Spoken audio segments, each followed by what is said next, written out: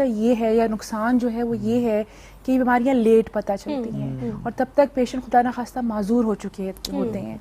और ये दिन मनाने का, सेलिब्रेट करने का, यहाँ की बात करने का और आगाही फैलाने का मकसद ही यही है कि हम इन बीमारियों के बारे में लोगों को शऊर पैदा कर सकें, उनको एजुकेट कर सकें, इनको जल्दी ट्रीटमेंट की तरफ ला सकें और पेशेंट को माजूरी से बचाया जा सके, जो कि समाजी, इकनॉमिकल, हर लिहाज से वो एक बर्डन माशरे के ऊपर है जिसको हम पहले ही कम कर सकते हैं। अच्छा डॉक्टर साहब, मुझे बताएं कि जो घर पे लोग बैठे हुए हैं, जिस तरह पहले भी मैंने जिक्र किया, लोग अपनी हेल्थ को बहुत ही फॉर ग्रांटेड देते हैं, तो क्या ऐसे सिम्टम्स हैं जिनको अगर आपको ये हो रहे हो महसूस सिम्टम्स, तो आपको हो कि हाँ मुझे ये बीमारी होने वाली है और मुझे डॉक्टर से कंसल्ट करना चाहिए? बिल्कुल ऐसा ही है। और मैं यहाँ पे आपकी बात के साथ एक ऐड करना चाहूँगी कि कोविड पैंडेमिक और इस सारे टाइम के बाद अब ख़ास तौर पे जो हड्डियों जोड़ों की बीमारियां मैं देख रही हूँ वो बुजुर्गों में नहीं है, वो जो बीमारियां 60-70 की एज तक आती थी वो अब मैं 20-30 साल की उम्र के लोगों में देख रही हूँ।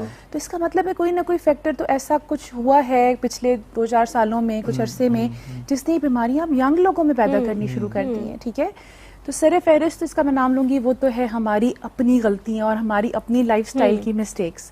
जैसा कि आप मिथ्स की बात कर रही थी, पाकिस्तान में बहुत कॉमन एक मिथ है कि अगर आपका कोई जोड़ ख़राब हो गया है जी तो अब आप इसको यूज़ नहीं करें। फॉर एग्जांपल घुटना है, इसके ऊपर पट्टियाँ लगा लें, टकोरे लगा लें और आपने इसको यूज़ नहीं करना। हालांकि मेडिकल रिसर्च बिल्कुल इसके ऑपोजिट बात करती है। मेडिकल रिसर्च ये कहती है कि जो आपका जॉइंट ख़राब हो रहा है आपने उसकी एक्सरसाइज करनी है, फिजियोथेरेपी करनी है, ताकि वो जोड़ जो है वो मज़ीद ख़राब ना हो, डिफॉर्म ना हो, टेढ़ा ना हो। तो ये एक मिथ्स में से एक चीज़ जो है वो इसमें से आ जाती है। तो एक्सरसाइज पाकिस्तान में तो ये कॉन्सेप्ट है कि आपको अगर कुछ भी चोट लग जाती है या आप गिर जाते हैं तो थोड़ी सी मालिश वगैरह करके उसको आप रख लें और फिर उसको बल्कि खिलाते रहें। यूं अगर टांग पे है तो बस यूं टांग लेके ना फिर बस वो चीज़ जो है ना वो जॉइंट को ख़राब करती है। जैसे कि आपने जिक्र किया कि क्या वार्निंग साइंस में कहूँगी लोगों के लिए जो हमारी बात सुन रहे हैं, ख़ास तौर पे ख़वातीन।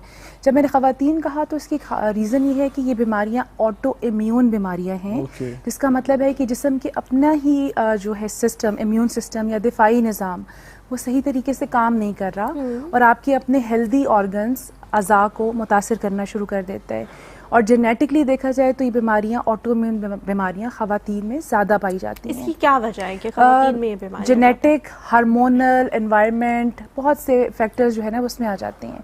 तो जो भी लोग मर्द और ख़वातीन हजरात मेरी बात सुन रहे हैं उसमें मेन चीज़ तो आ जाती है दर्द। सबसे बड़ी कॉमन चीज़ जो लेके मेरे पास पेशेंट्स आती हैं वो है दर्द।